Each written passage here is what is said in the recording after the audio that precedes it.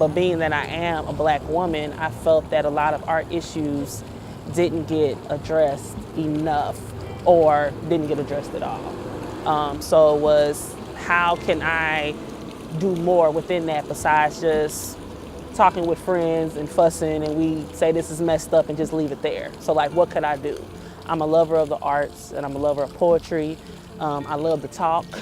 So it all kind of went together for me to kind of make it that way. So like, how can I do that? These are things that I love. Let these be the outlet in which I address these issues.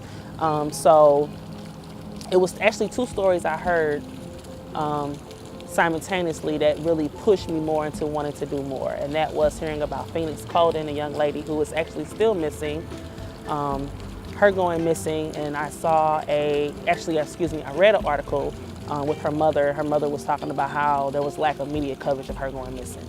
And actually, funny, a few months prior to that, I was looking at the Today Show and they were having a story where they were talking about how when Black women, men, and children go missing, how they don't get the same media coverage as their white counterparts.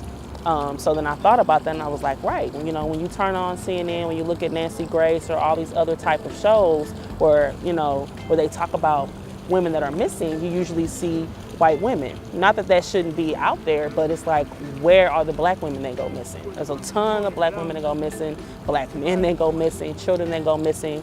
So it's like, why is that? So it was her story that I heard, and then also a story with Anna Brown, who went to St. Mary's Hospital, complaining about leg cramps. They checked her out, said everything was good. They didn't find anything. They released her. She refused to leave because she was still in pain. So they ended up arresting her because she refused to leave. And she ended up going to Richmond Heights Jail, where she died not too long after.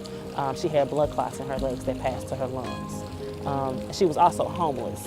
So thinking about Black women, homeless, you think of like the dynamic of classism and how people view people who are poor or who are homeless.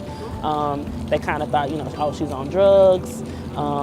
We don't really care. That's the society we live in. We're very dismissive for individuals like that. So that was another piece that really bothered me. She was also a mother. And it's like her story was like a snapshot and then it was gone. So those 2 stories really pushed me into like wanting to do something. So that's basically not too long after is when I started thinking about what I could do and basically sat in my living room and kind of created what would have been Invisible No More.